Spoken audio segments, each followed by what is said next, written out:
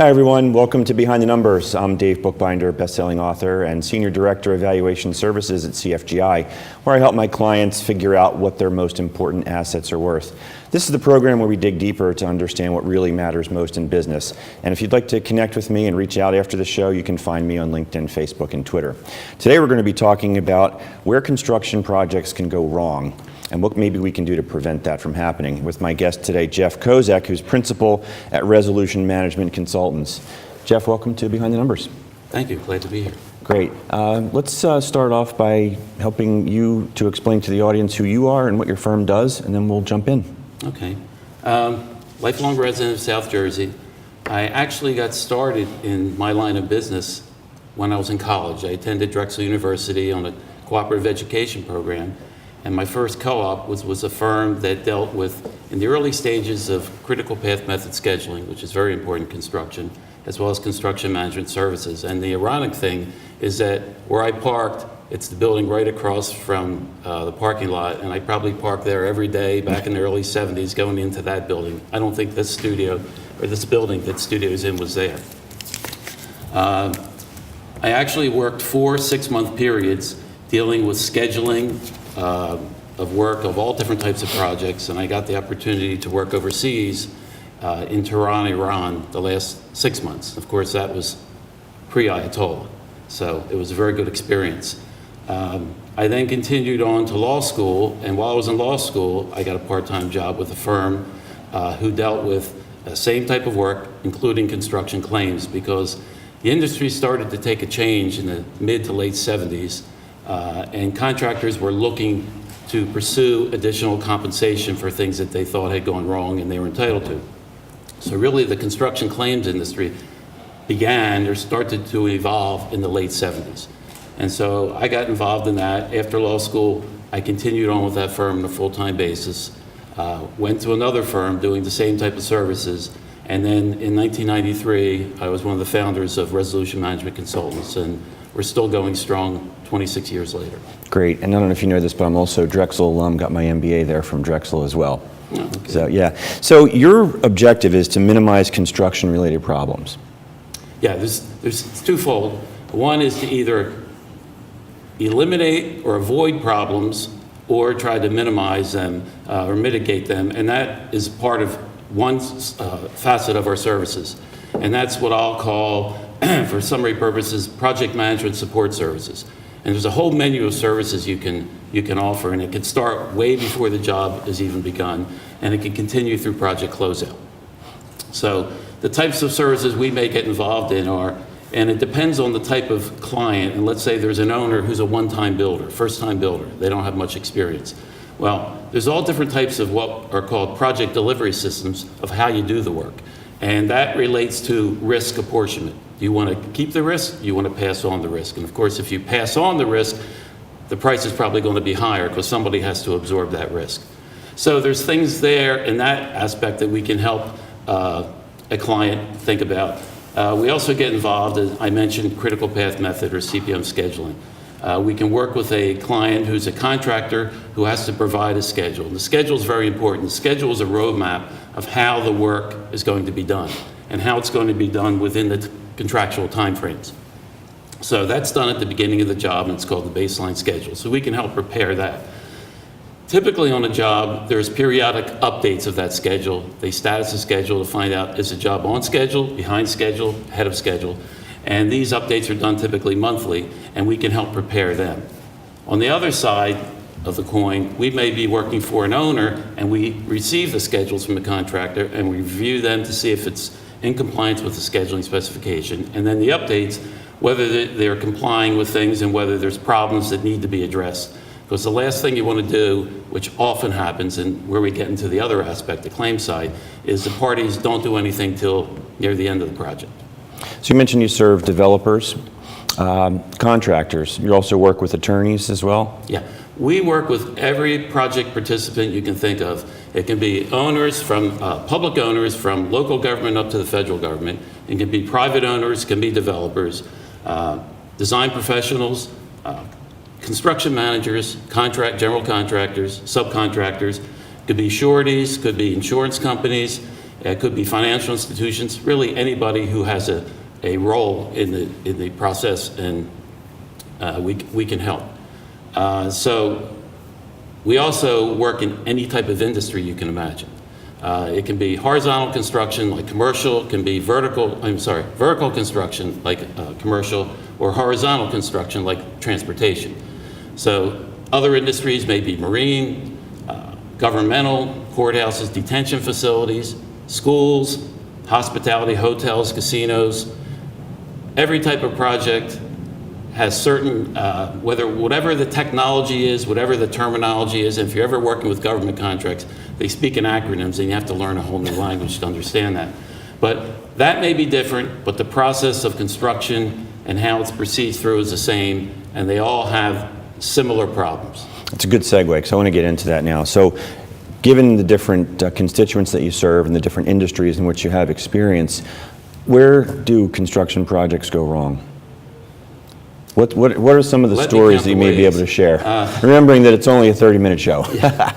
I mean, it can happen at any time. Right off the bat, you need to have, and we do work with attorneys, but typically that's in the claims scenario after the fact, which I haven't discussed yet. But right up front, whoever the project participant is, they should make sure that their attorney, and it should be a construction attorney who understands that, make sure that the party, whether it be the contractor or owner, understands what that contract says, what their obligations and responsibilities are, and what risks they're taking, and what clauses are important.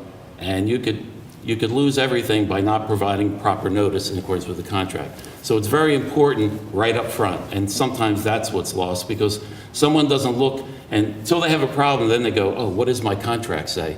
And by that time, it's too late. Or you have a gun, but you have no bullets. So you need to take that in consideration. And then every step of the way, there can be something that can go wrong. And so I've done a lot of different speaking engagements. When I start out, I say there's four important things that you have to consider. One is the contract, because every contract can be different. There are standard form contracts that are prepared by organizations. There are individual contracts that are modified. There are standalone contracts. So that's important.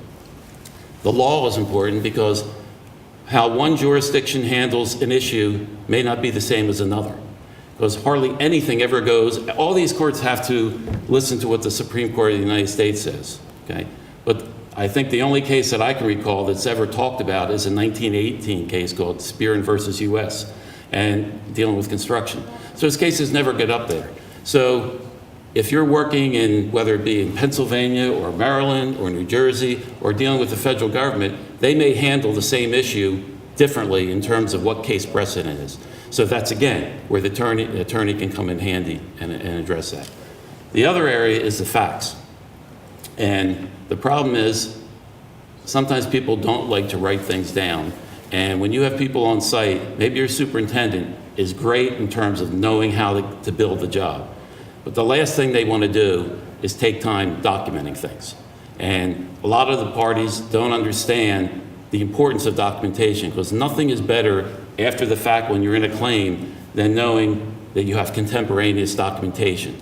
That's much better than somebody 2, 3, 8 years later trying to remember what they did on a particular day. It's almost impossible. Oh, it is impossible. So that's very important, the facts, because you could have the same situation, different fact pattern, you're going to get a different result. They're all tangible things, though, that you can get a handle on and try to deal with. The last item is the intangible one, and that's people. Because if you don't have good people on the job, you're going to have problems. Now, there are plenty of projects that we don't get involved in that get resolved, whether they get on time, on budget. You'll see everybody's resume says, every job I did was on budget and on time. You say, okay, I take that with a grain of salt. But they get done, and problems happen on every job, but reasonable minds can agree and resolve things. We see a lot of the projects that we get involved in the claim side is because there aren't reasonable people on both sides for various reasons. Yeah, on time and on budget should be table stakes. But before we dive into that, because we only have a few minutes left in this segment, for the folks who are watching and listening, if they want to learn more about you, how can they contact you? Well, you can contact me Telephone, 856-985-5000. We also have a toll-free number, 800-390-8800. You can reach me by email, j.kozek@resmanagement. That's resmgt.com. You can go on our website, www.resmgt.com. We're also on Facebook, Twitter, and LinkedIn. Lots of ways to contact you. So you're talking about people and the need for reasonableness, cool heads. We only have probably about 90 seconds or so, I think, in this first segment, but touch on that just a little bit more about particular agendas and how do you bring out that reasonableness in people who may otherwise be inclined to perhaps get their back up in these kinds of circumstances? Well, sometimes it depends on who the client is. In government contracts, typically they're fair, they're not one-sided. And quite frankly, with a public contract, it's not their money. It's our money, but it's not coming directly out of their pocket. So they're more agreeable to deal with things and to be fair and equitable.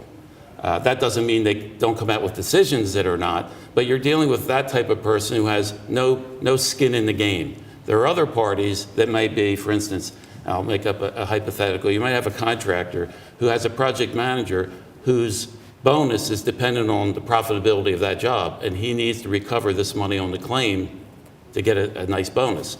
So I'm not saying that he doesn't have a legitimate gripe for whatever he's complaining, but you have to look at it with a grain of salt as to why is he presenting this? Is it for his own agenda or not? And sometimes on both sides, whether it be subcontractor, contractor, owner, design professional, the decision makers are initially relying on their people, and their people see it one way, and it's usually shaded towards their favor.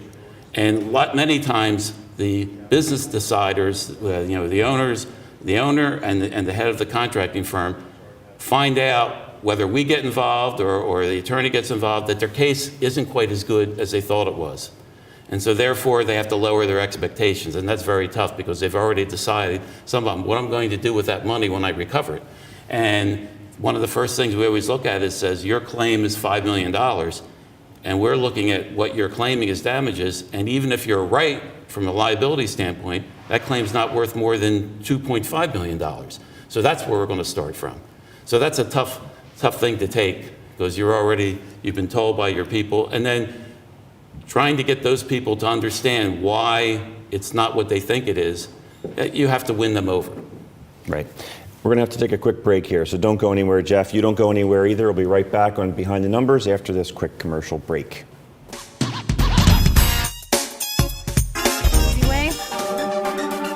We take charge.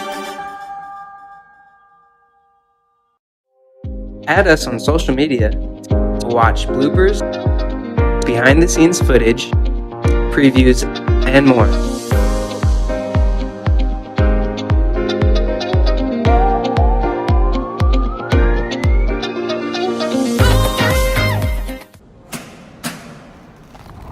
I work 13 hours a day, 6 days a week. So when I'm off the clock, I gotta get stuff done.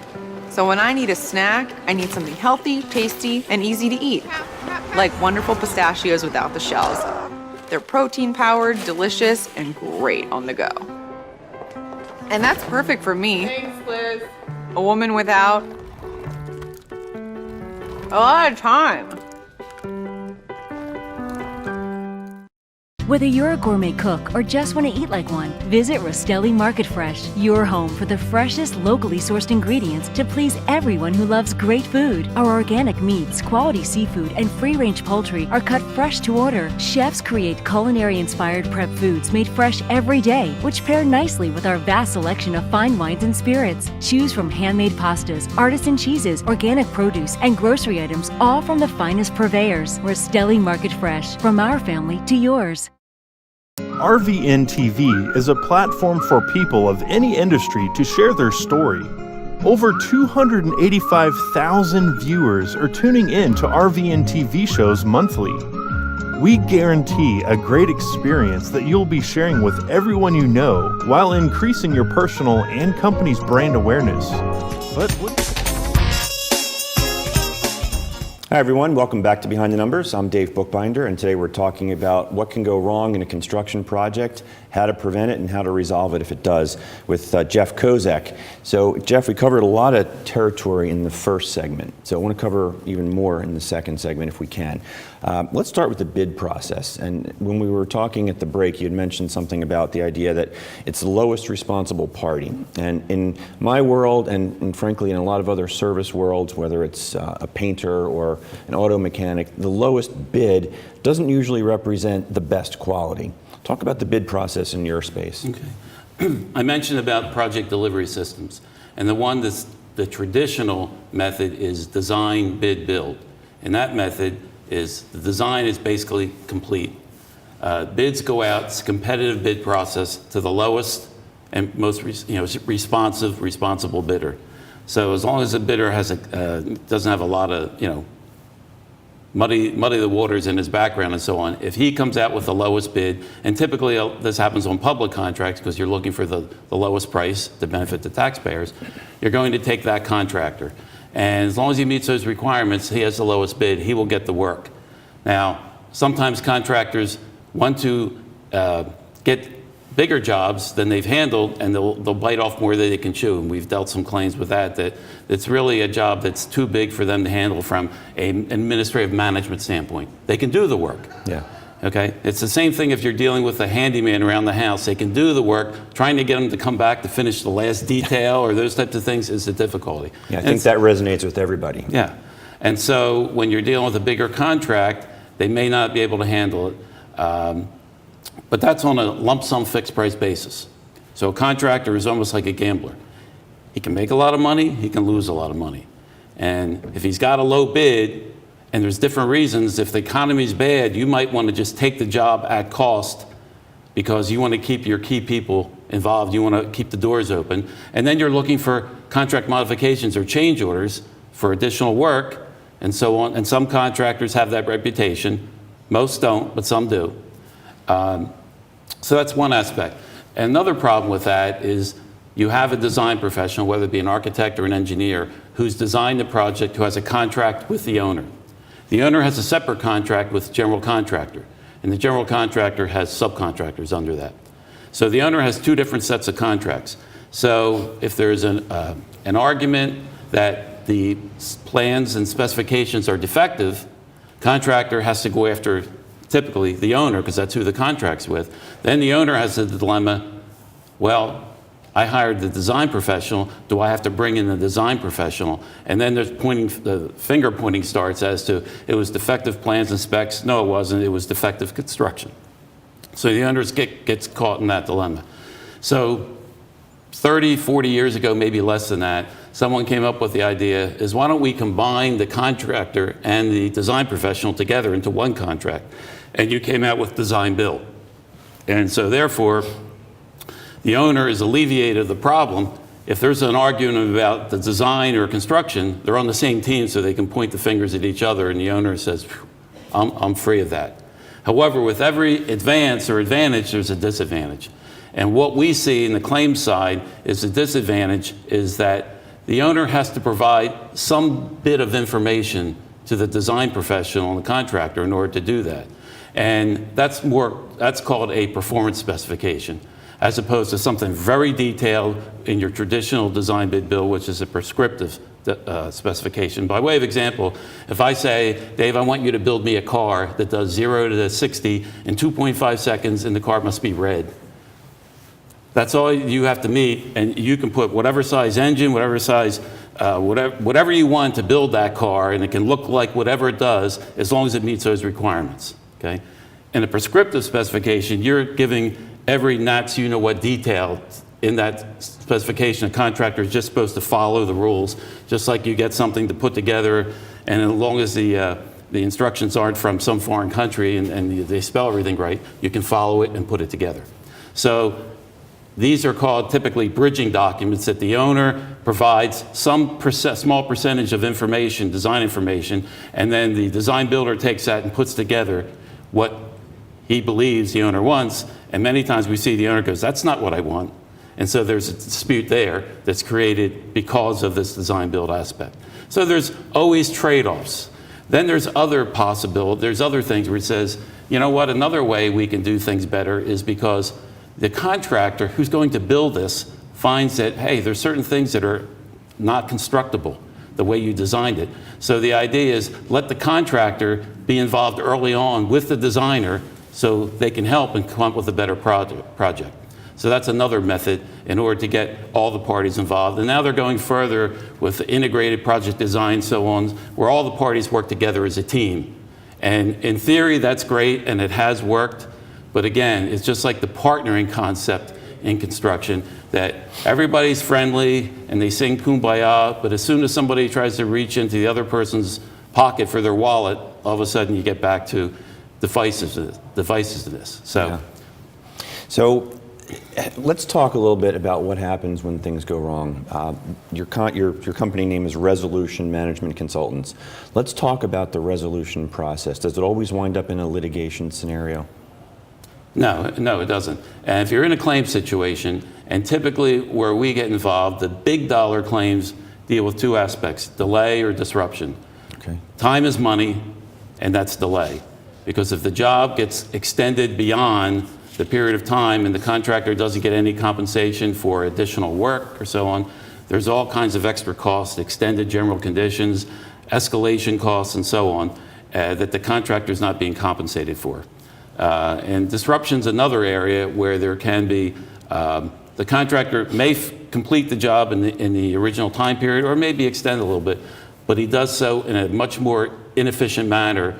And for example, he may bid 10,000 hours and spends 13,000 hours to do the same scope of work. Well, he wants to recover those extra 3,000 hours because he was inefficient. It took him longer to do the same work. He has to establish why he did that, and that's really a loss of productivity. And that's all labor hours. It could be dealing with equipment hours, so that can be a big number as well. So whatever the case, and if we're involved on either helping try to present a claim or a request for an equitable adjustment, or we're on the other side and we're representing an owner who has received one and we're looking at whether it has merit or not, it could go through different steps. The first step is negotiations between the parties directly. And sometimes that works, sometimes it doesn't.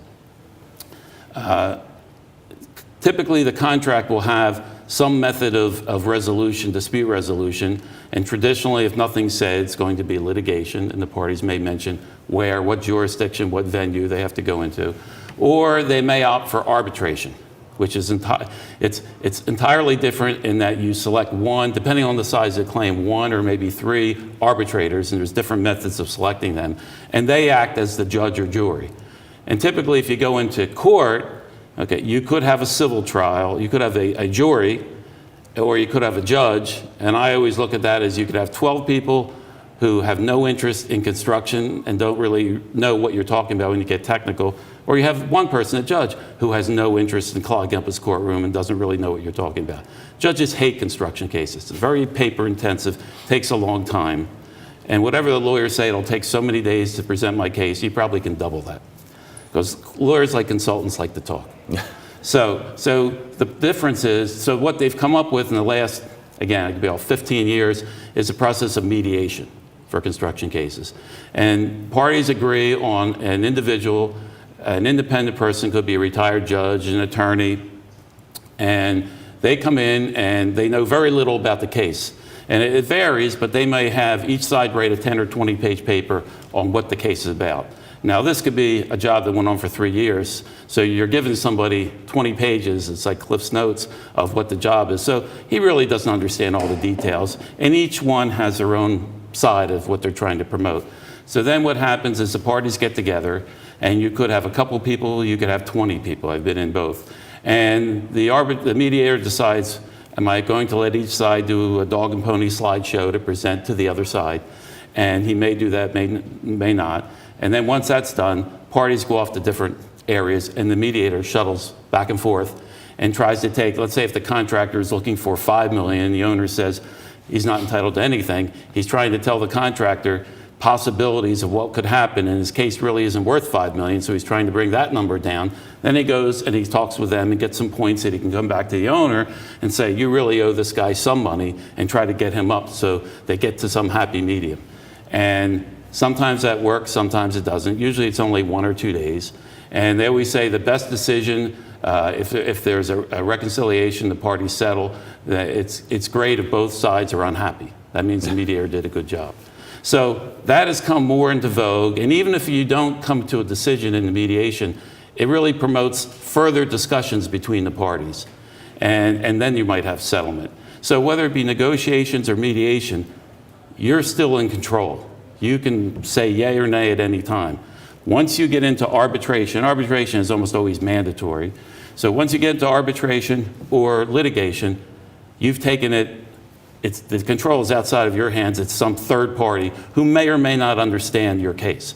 So that's the risk you're taking when you go to arbitration or litigation. And it can be very expensive, very time consuming, and it takes that party out of what they do best, whether it be building, designing, or owning buildings, running buildings, and so on.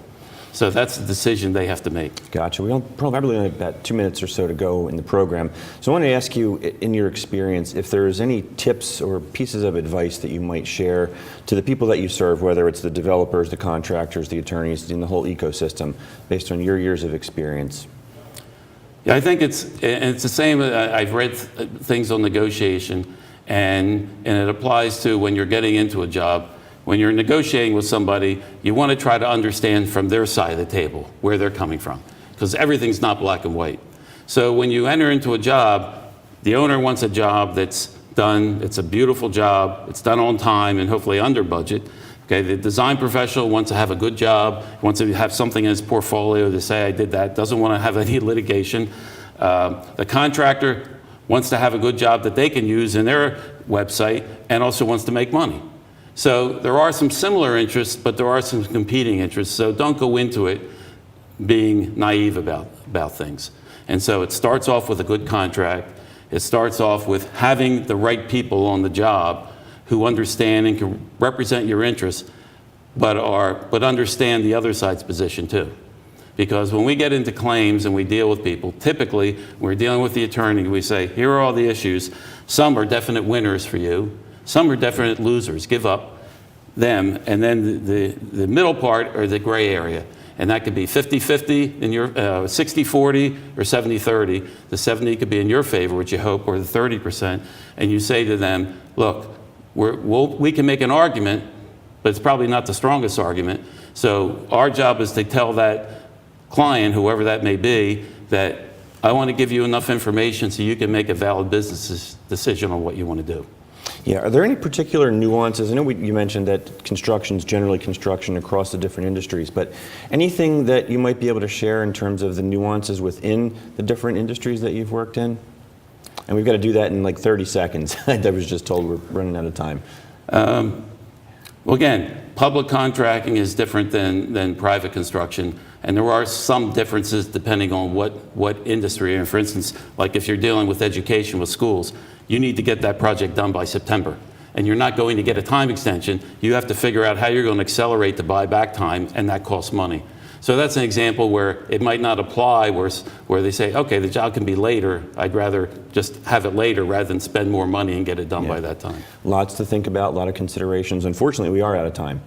But I want to thank you for joining us today. Today we've been talking about how to minimize and resolve any issues that may happen in a construction engagement with Jeff Kozek, who's the principal at Resolution Management Consultants. I'm Dave Bookbinder, and thanks for tuning in to Behind the Numbers. We'll see you next time.